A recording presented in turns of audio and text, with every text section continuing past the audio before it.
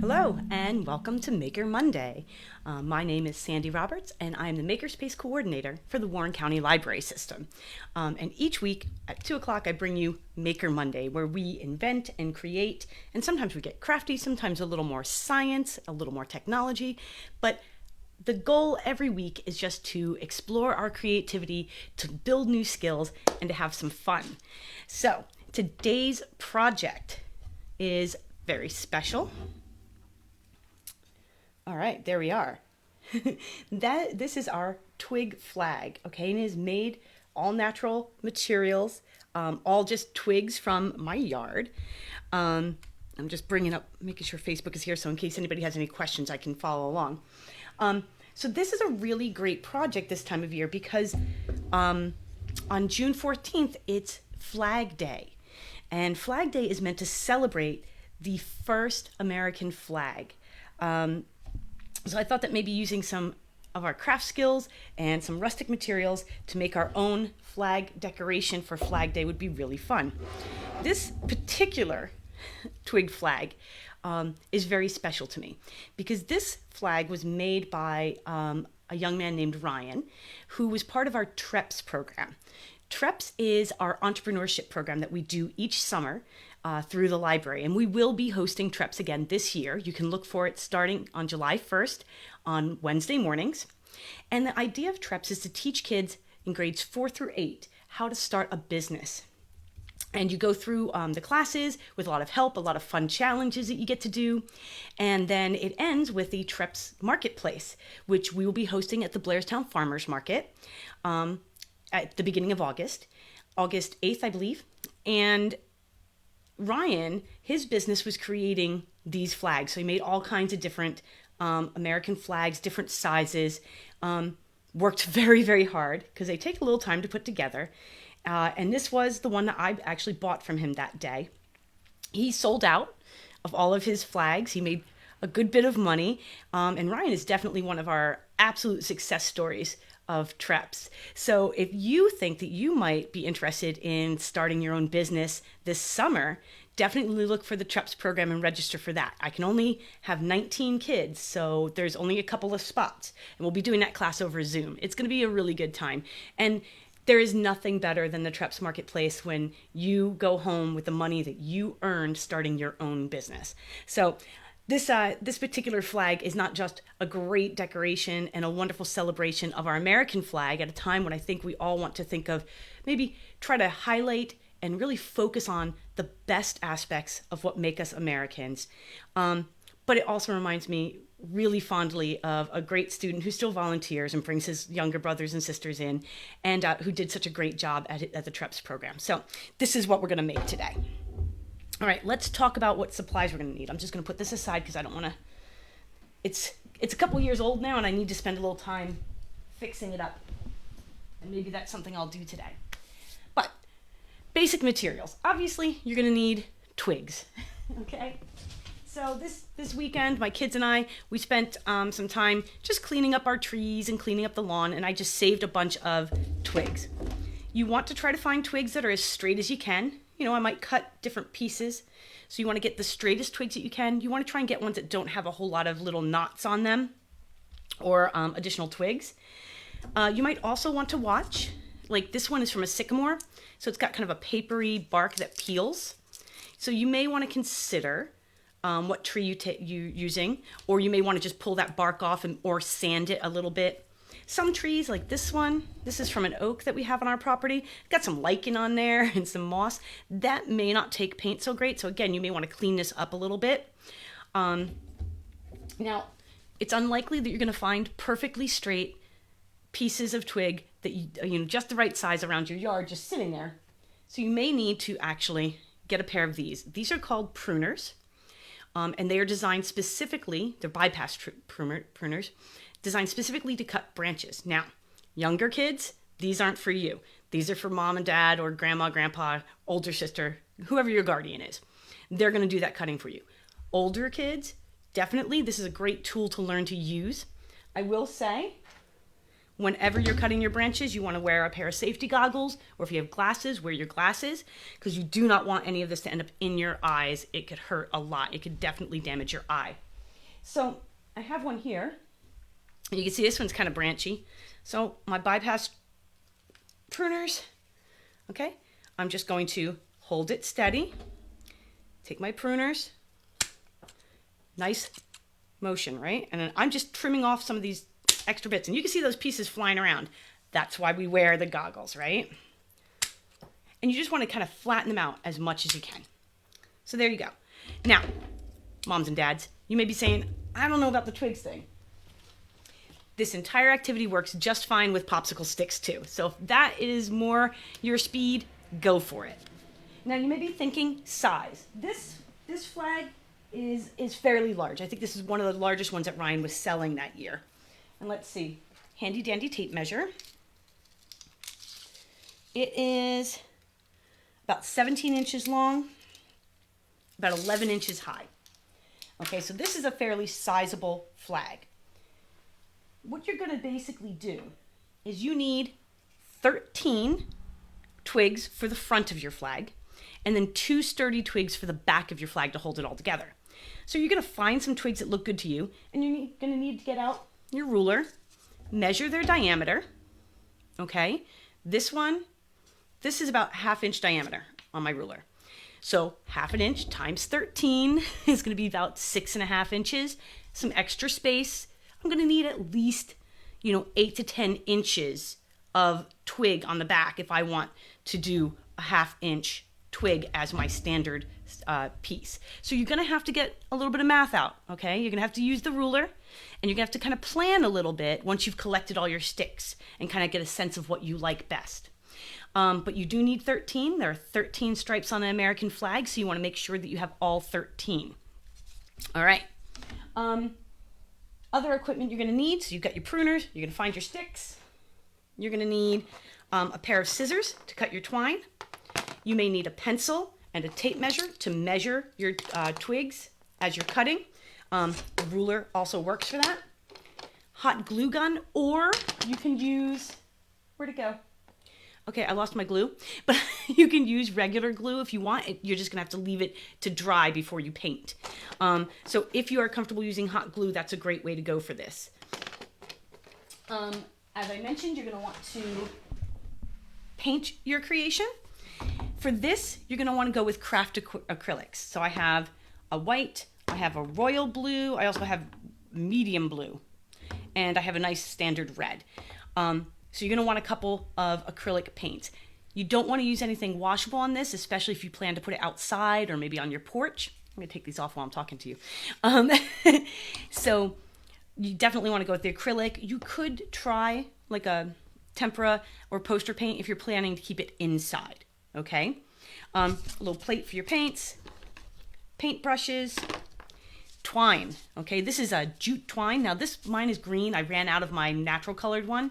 But you could use cotton string instead if you prefer, but you need something to be able to hold it up. And we're going to do, and it's optional, we're going to do a nice little weaving with our jute to really make sure those branches stay together. The other thing I recommend, it's not strictly necessary, it can be optional. This is a protective finish, okay? A clear, glossy protective finish. They also sell it in matte.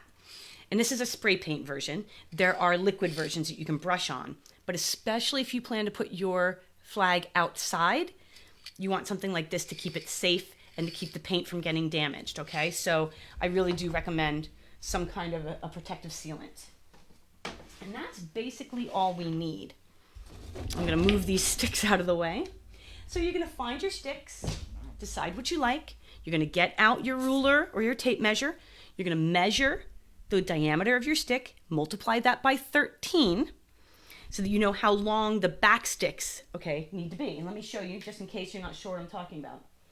We have our 13 sticks here, but we have 2 sticks on the back that actually hold all those sticks together. So we're going to glue the sticks on the front to the sticks on the back. So this needs to be at least 13 times the diameter of the sticks that you're using.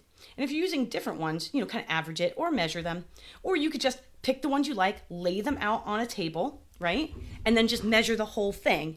And then add an inch or two. Because as you can see, there's space in between each stick so that we were able to wrap this kind of decorative jute and twine through it. And it adds a little bit of strength, and it also just adds a nice decorative touch. So if you're not sure, make your back sticks extra long. You can always trim them off after you're done. Now, if you're working with younger kids, you may want to paint your sticks first and then have a parent put everything together with hot glue.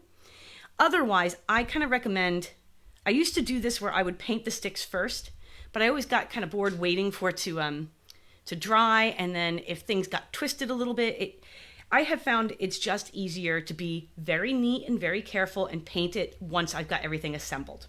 But it's really up to you. If you feel like you're not going to be able to be nice and neat, paint your sticks first, because you want to keep your colors separate. So that's kind of a judgment call. I have done it both ways. I now prefer to paint after I've assembled. All right. Whew, that was a lot of talking, right? Are we ready to get building? I am. Okay, here we go. We are going to switch over to our other camera. Hopefully this all works right. It was giving me a little trouble today. All right. See, I added another camera so I can say hi to you from here. All right, so I have my sticks kind of pre-cut already. I'm going to do a smaller version just for the sake of time today. So I'm going to kind of remove some of these. Now, what you can see is you're going to want to spend some time, right? Kind of playing Twig Tetris and seeing how they fit together, because they're not going to be perfectly straight, and that's okay. These are actually really tightly packed in. I wouldn't really put my sticks that tightly packed just because I want to have some space to add that decorative twine. So I might take some of these out. And like I said, I am making just a demonstration version today. I'm not going for all 13 stripes today. Normally you would want to make sure you have all 13. So I'm just going to remove some of these just in the interest of time, because I don't know how much fun it is to sit and watch me glue things together, right? Okay, so again, my goggles are going on. Wow, my goggles have gotten dirty. They're really dusty. No wonder they're not comfortable to wear. Got to keep these clean. All right, goggles on because I'm using hot glue, and it's rare that hot glue could bubble and hurt you, but do we really want to take that chance? I don't. Okay, so I like to kind of lay them all out, and that way I know they're all going to fit where I think they're going to fit. So I'm just going to lift one, and oh, I just realized this is upside down for no good reason. Huh, it flipped itself. This camera is giving me a lot of trouble today, so I apologize for that. So I'm just going to glue my first one on, kind of give it a moment, hold it in place, and then you just kind of move up your ladder, adding a little glue, and sticking the next one on.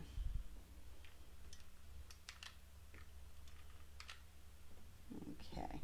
Now, some folks prefer to wear some gloves sometimes if they're working with hot glue, and that's a good idea. I have a pair of they're like cloth gloves, but they have like plastic on the outside, like silicone on the outside, and they're nice and flexible for this kind of thing if I'm doing hot glue, especially if I'm doing something that is a little more intricate and I might get my fingers in there, because hot glue does not feel good. If you prefer a low temp glue, that works just fine on porous materials like twigs. You don't really have to use a high temp glue for this.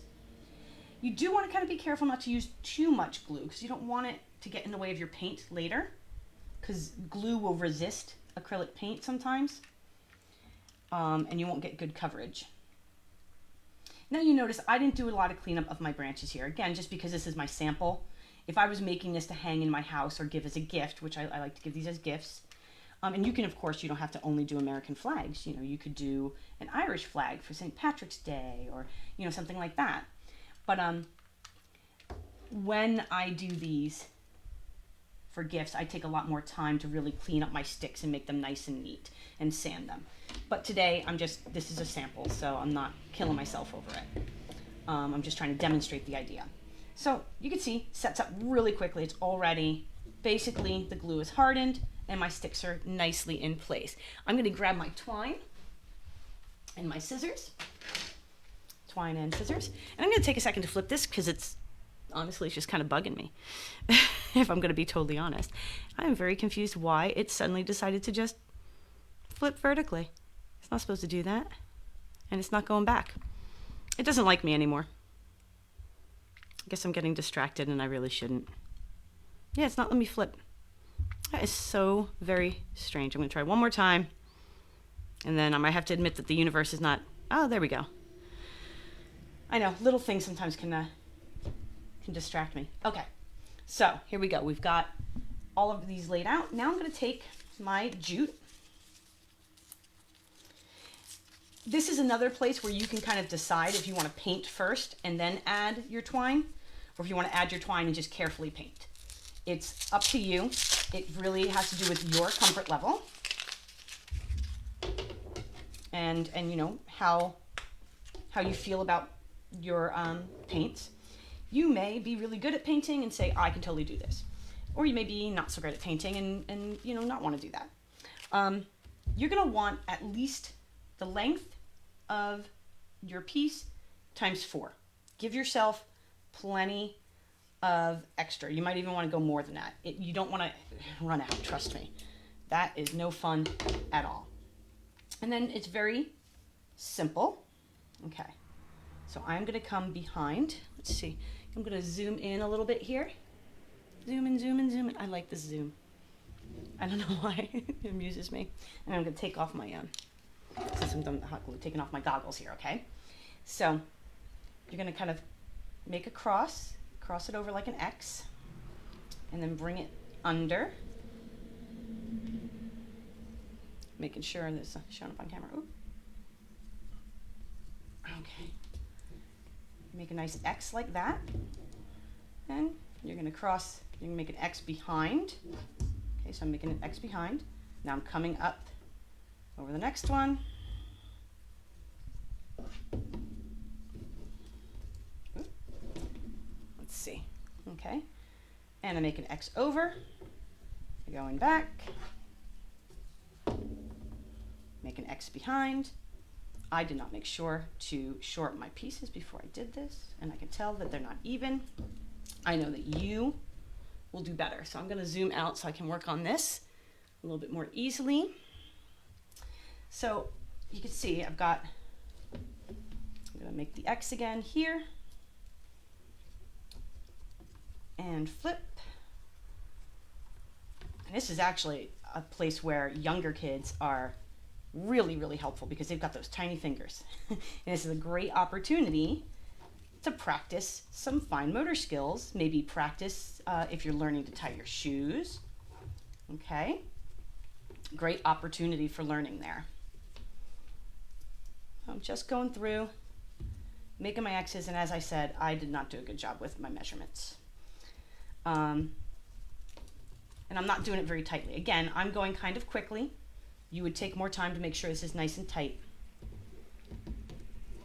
So you get the idea. You're gonna continue that all the way up and get your nice woven pattern. And like I said, I can tighten this up a lot. Mine has got a lot of slack in it, which is part of my problem.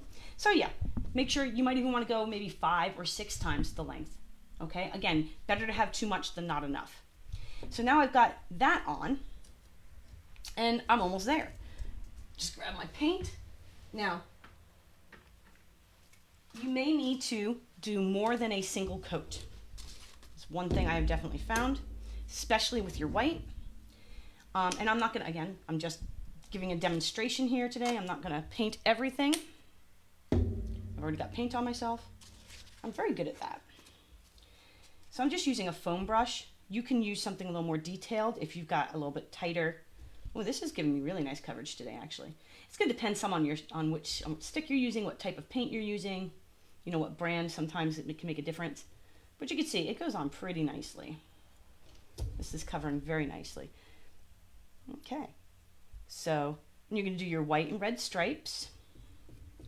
You may want to do your blue rectangle first up in the corner. Okay, and then do the rest of your stripes. But you get the idea. You're just going to go ahead and paint it up.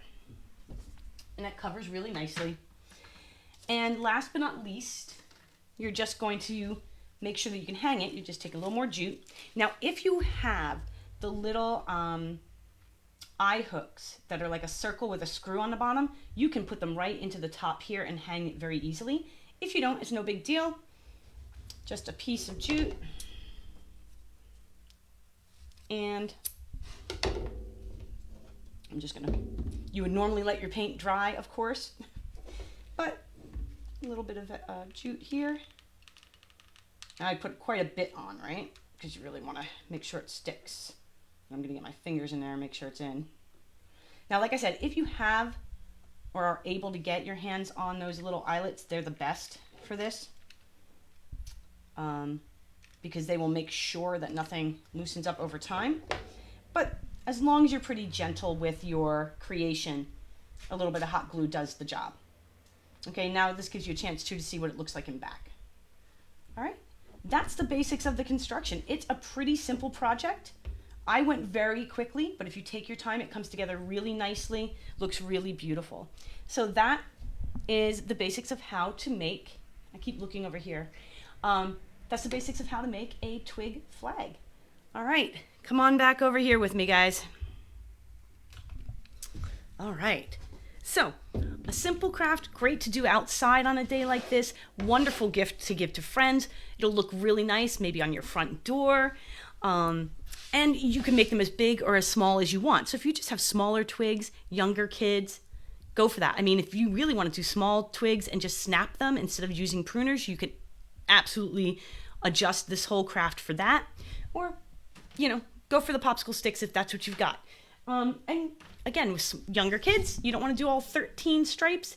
You can just give them the idea and talk to them about why we use 13 stripes, of course, for the 13 colonies. But it's a great opportunity to talk to the kids about the history of our flag and how it came to be and what the stars represent. So again, it's a nice activity to do this time of year. Okay, so I will see you all. Let's see, when will I see you next? I will see you on Friday at 2 p.m. for Friday STEAM. We have some more fun projects. We're going to take science and technology and engineering and art and math and mash it all up and learn something new. So that is always a really good time. And why can I not remember today what our Friday STEAM is? I can never seem to remember on the spot. They're all typed up for the next 9 weeks. Well, they're on our website, and let me mention that for you, right? Our website is warrenlib.org. If you go to our event calendar, a lot of events are there already. We've got story times, we have gardening, we have crafts, we have, my STEM programs. We're going to have music this summer, magic, animal shows. I mean, just a ton of amazing programs for you to do. Right now we are still closed, so everything is planned for online using Zoom or Facebook, so you can enjoy it right from the comfort of your home. And a lot of times we're backing it up onto Facebook or onto YouTube, so you can always check it out there too, which is, kind of nice. I will let you know that summer reading starts on Monday, June 15th, which happens to be my birthday, so I get summer reading for my birthday. That's when Maker Club will be starting, so look for that at noon. We'll continue Maker Mondays at 2, and then I'm also hosting coding classes, using Scratch. So we've got a lot of great stuff coming up for summer reading. Our TREPS program is on Wednesdays. We're doing Lego Lovers challenges every week. We're continuing Friday STEM, and then I'm adding a fun new short recorded bit called Tool Time, where we're going to learn about all kinds of different tools we have in a makerspace, so that when we can get back to the makerspace, you know just what to use. Thank you so much for joining me today. My name again is Sandy Roberts. I'm the Makerspace Coordinator for the Warren County Warren County Library System. I hope that you stay safe, take care of yourself, have some fun. I know school is ending for everybody, so it's just about summertime, and we are going to have a great, great summer. All right? Take care. I will see you soon.